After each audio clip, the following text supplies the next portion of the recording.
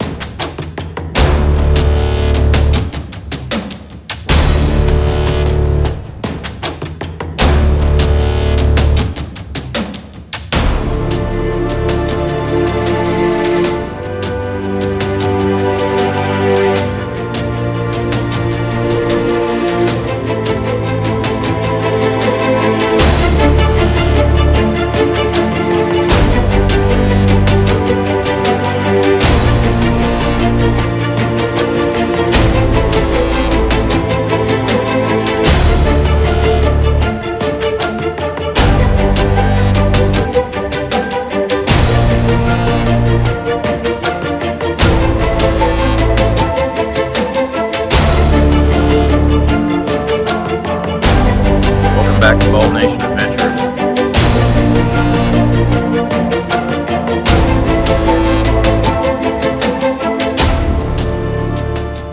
Tonight, I was going to get out here and get set up to start working on the bike to get tires on it, and it's raining. I can still work out here and get ready, but in order to get out here and really get stuff going, I've got to bring stuff out into the driveway and move stuff around, and well, that's not going to work. So I'm going to work on getting the wheels tore off this bike, front and the back. I'm not going to put the tires on myself. I'm going to take it to a shop and have them do it, because A, it's a lot of work. I'm lazy. But B, I've never done it before, and I just want to get it done and get it back on the road, because we're about a month away from Biketoberfest. I'd like to be able to ride down and do some more demo rides maybe, or just I want to be able to ride during Biketoberfest. So I want to at least get the tires on it. I need to rebuild the carb. Like, time is short, so is money. Priority right now is to get tires on it. That'll be a video in and of itself, talking about the carburetor and what's wrong with it and what I've read is the fix for it. So I'll go into that when I do that video, but for now I'm just gonna get that stuff put away so that I can get the bike out, the dirty bike covered in sawdust. I've been doing some other projects for my wife. My wife's starting a business, selling some jewelry and some crafts that she's doing at craft fairs in the area. Possibly going to be starting an Etsy store to sell some of that stuff. So I'll fill you in on that in an upcoming video too. So let's get busy. So I will just give you a last little tour, I guess, call it a tour of this fender, since it's been a couple of weeks since I painted it. Nothing's changed on it. It's just all cured now, but that's pretty much how it ended up in the last video, what we showed, but what I showed. But this section up here, obviously I haven't done any sanding or anything on it to polish it or to make it shine. But this section up here turned out pretty good. So I don't know why this section didn't craze like the rest of it did. I'm calling that, in my opinion, a proof of concept. Proof of concept for myself, because one of the things that I wanted to learn from this experiment was if I could paint this fender and make it look halfway decent. I'm not counting the crazing as a problem with my technique or my hand. It's obviously a problem with the materials that I chose to use, and it's definitely a fail from that perspective. You know, this section up here is nice and there's no orange peel in it whatsoever up here. Prove to me that I can paint this car. I just need to keep working on choosing the right materials. Once I figure the proper materials out, we've still got some untouched areas that I can do another test patch on this fender. I think we'll be able to do this rattle can paint job. It can be done. I've seen it done on YouTube. So if it's done there, if they can do it, I can do it. Dang it! So there you go. That's the last chapter of the fender for now. So while I've got a little bit of space in the garage here, I thought I would just show you this tire that I have. I've already got a tire for the front. You've probably seen it in the background. You've seen it leaning up against the bike. I've had this tire since the day I brought the motorcycle home after purchasing it. My neighbor across the street had just bought a Harley, a 2001 Harley Ultra Glide, and he bought new tires for it, or was getting new tires for it. And he got the front tire, they sent him a white wall, and he was putting black walls on his bike, and he couldn't return it or didn't want to return it. I don't know what the story was there, but he sold it to me for $100. He said he paid $125. I have no reason to doubt him.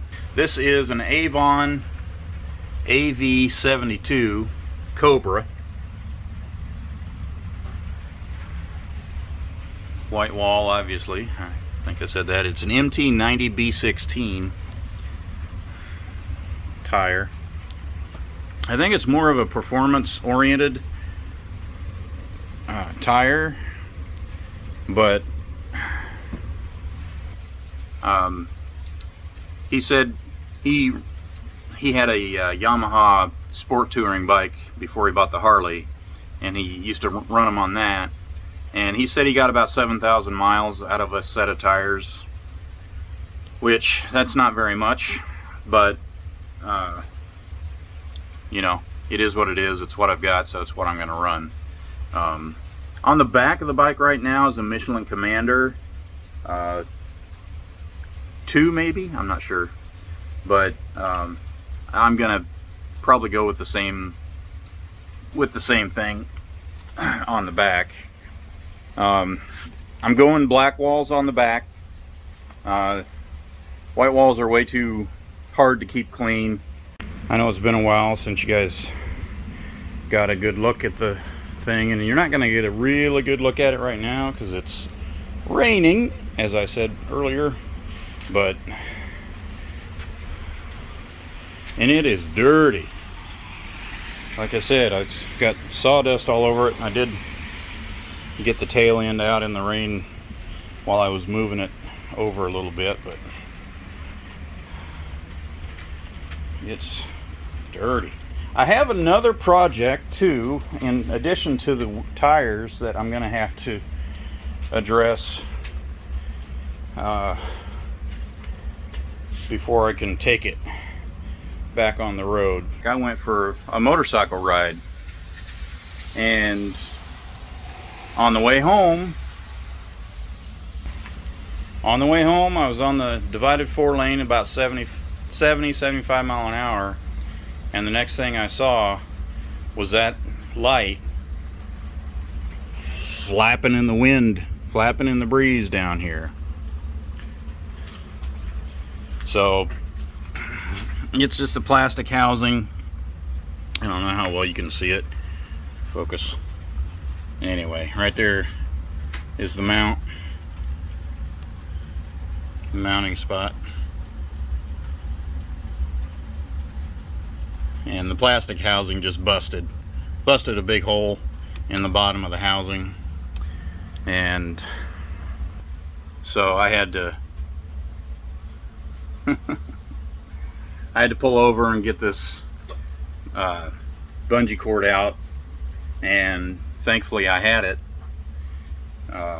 and get it strapped up, and it basically just crammed it down onto the mounting post and strapped it on, and it stayed on for the rest of the ride home. I was on the way home when it fell off, but I've already got replacement light buckets for it, but I don't think the lenses and the light bulbs will work with it. So I'm gonna get some LED, some Harley LED driving light bulbs and put in there, because the buckets that I bought to replace these are Harley driving light buckets, and they're black already, so they're powder coated black, so hopefully they'll last longer than these did. This whole set of lights, the turn signals, the driving lights, and the bar were $35 off of Amazon. So, you know, not the highest quality stuff. So I was hoping that they would last longer than 3 months, 4 months, however long I had them on. But, you know, it is what it is. It has been a couple of weeks since I started this. It's been a couple of months since I rode it, but I have tried to start it periodically, just to keep the carburetor from getting gummed up, just to keep it running, keep it going, keep the battery charged up. I have not put it on a battery charger. I've got a tender cable and I've got a tender. I just haven't put it on. I haven't needed to put it on it. So I'm going to fire it up.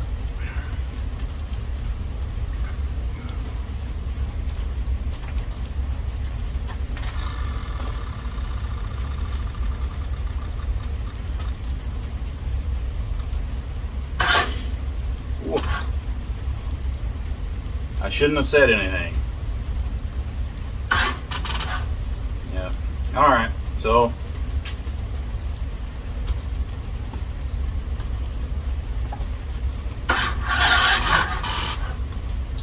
all right. So I guess the tender it is.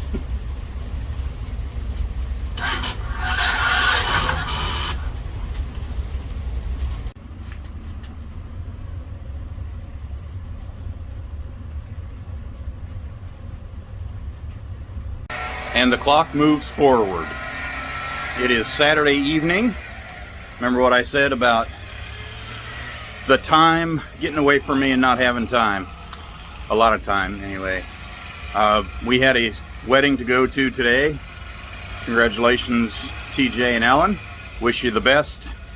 Wish you a lifetime of happiness together.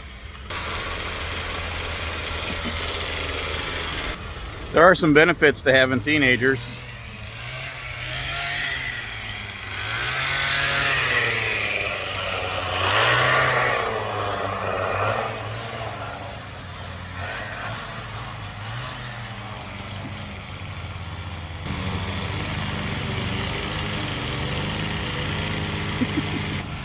Some benefits. So when last we spoke, we tried to start this thing and it hadn't been on the battery tender, and it needed it. So it's been on the battery tender a couple of days now, and it's showing a solid green 13 volts. So we're gonna fire this thing up first before we get started on anything else.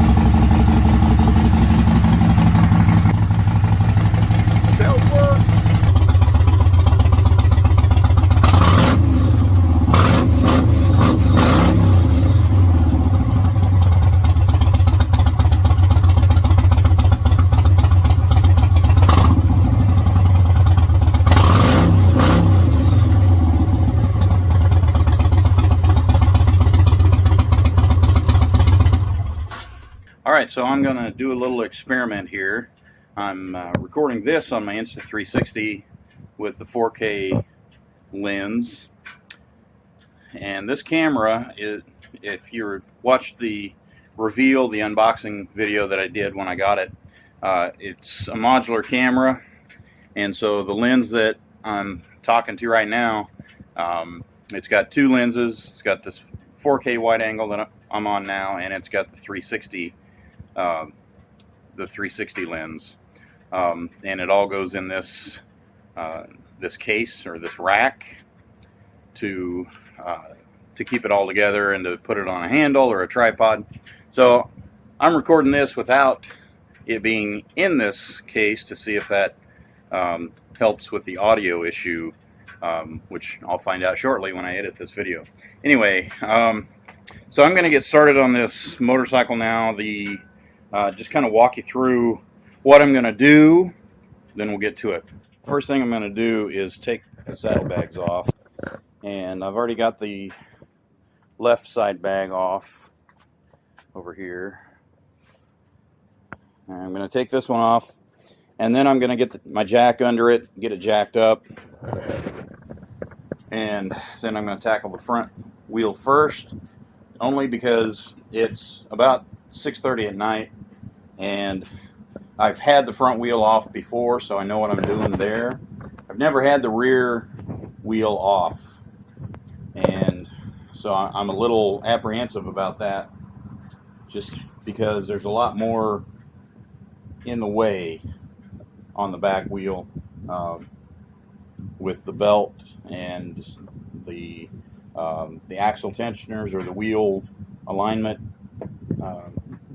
bolts. So I'm a lot more apprehensive about taking the back wheel off since I've never done it before. So there is a neat little trick that I understand that'll give me good access back here. So I'm going to walk you through that trick. The rear fender is on a hinge, so I understand. So I'm going to explore that, show you what I'm doing there. The other thing that I'm going to do, that this is going to give me the opportunity to do, I made brackets for the lower bag mount, and I had always intended to paint those black, but once I got it together, I didn't want to take it back apart because I wanted to ride. So in order to swing the fender out of the way, I will have to take those brackets off. So that'll give me an opportunity to let's get on it.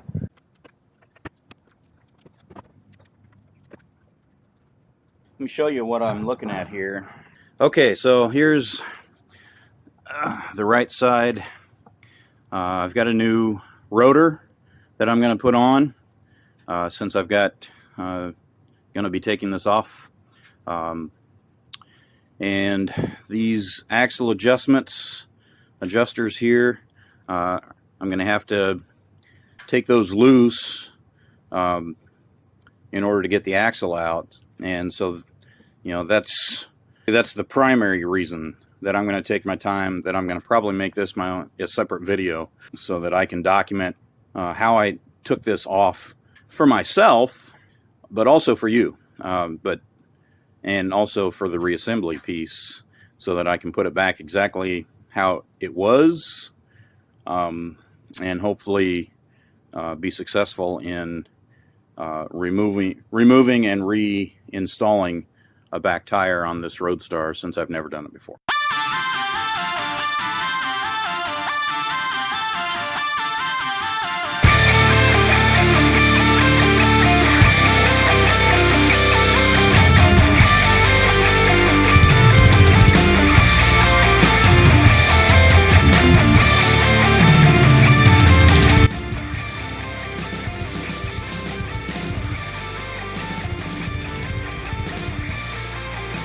Alright, it's secure.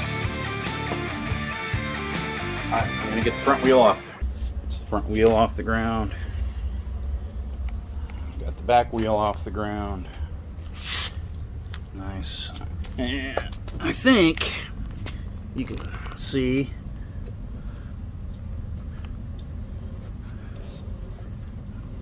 think I need a new rear tire.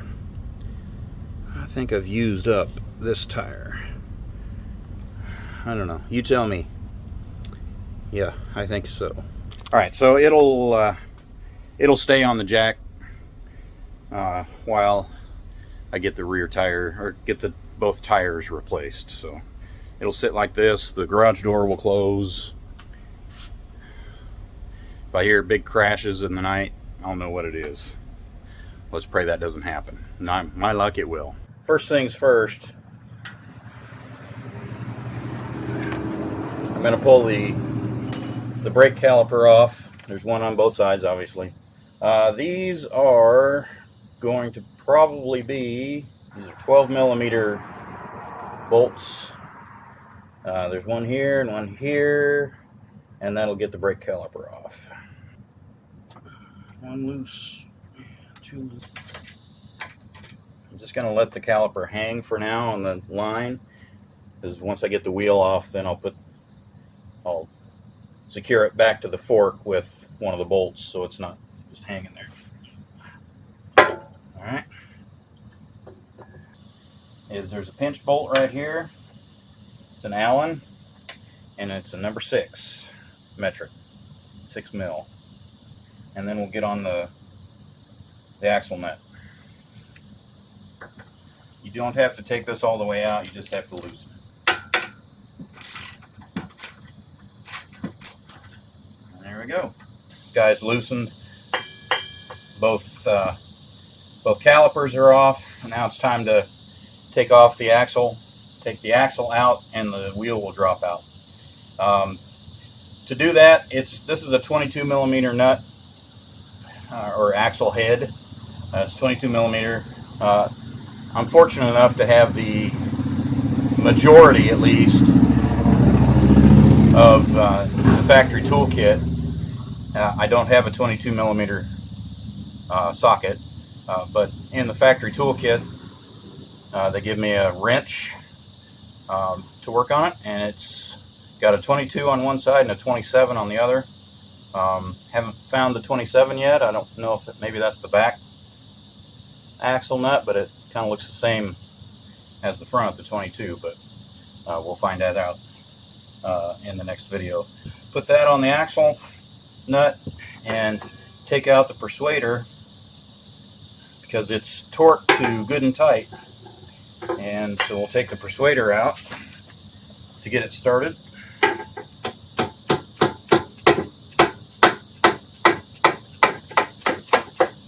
Like that. And then it just it's threaded in the other fork, just like a bolt. And so once it gets out of the threads, then it'll slide out.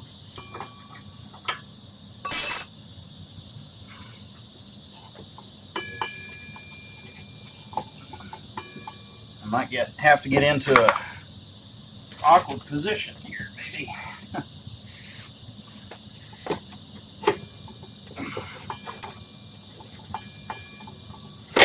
There it came. Alright, so there's the front wheel.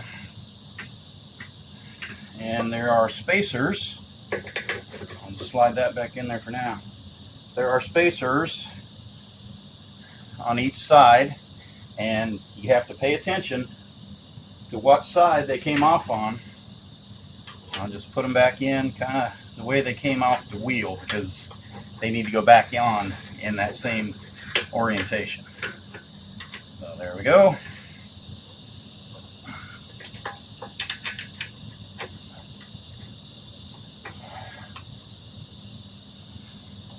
This is a good time if you need new brake pads to do that job as well. My brake pads are fine, so I'm not going to mess with them. I'm going to get the seat off, and there's a bolt back here. It's a 10 mil, I believe. Yep, 10 mil, and then you twist the key backwards and it pops right off. So I'm going to show you where these bolts are that you take out and loosen, and we're going to see if we can swing this fender up and out of the way so it's ready to go for next week's video when I take the rear tire off. So down here, all right, so we're under the seat now. The battery's right here, covered with a towel, so the light doesn't connect it. And we've got two little covers here that are covering bolts. And I'm assuming that those are the two bolts that we have to take completely out. And then this bolt here, I'm just going to loosen, and I believe that will act as a hinge so that I can tip the whole fender up out of the way. So we're going to try it and see what happens. All right, so these two bolts are 14 millimeters.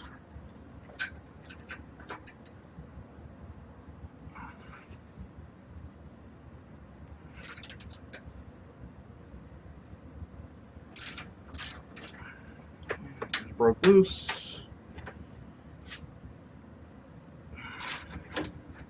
Okay, one out, two out. So this bolt here, nut and bolt, whatever, is a 17 millimeter. You're not supposed to take this out, you're just supposed to take this loose.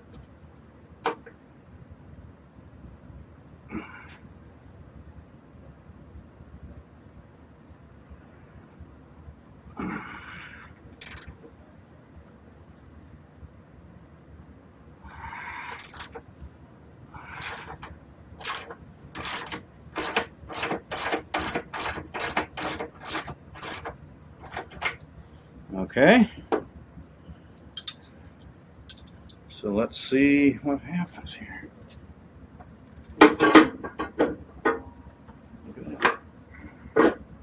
It moves. Okay. Oh shit. Well, it does tip.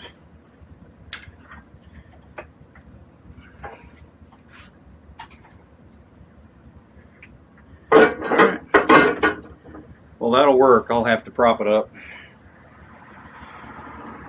to give me access, or I might not need to do that at all, but it's nice to know that it's possible. So the pictures I saw on Roadstar Clinic, the guy had it flipped all the way forward. He had his tour pack on, the saddlebag still on, and he had it leaning all the way forward, standing up on its own. It still had the wheels on the front as well, so I'm not going to do that obviously because it tried to tip it forward. So, but it moves, it comes up, so I'll be able to prop it up with a jack stand or something if I need to. I may not need to. This may have been an experiment for nothing, but well, that's going to wrap it up for the night. I've got everything accomplished tonight that I wanted to get accomplished. I got the front tire off, I got saddlebags off, I got the rear fender loosened up, and if I need to do that, I can. So that's going to wrap this video. I appreciate you watching. Next week I'm going to have I'm going to document taking the back tire off, back wheel off, and that'll be its own video, as I mentioned earlier. So I appreciate you watching, and we'll see you in the next one.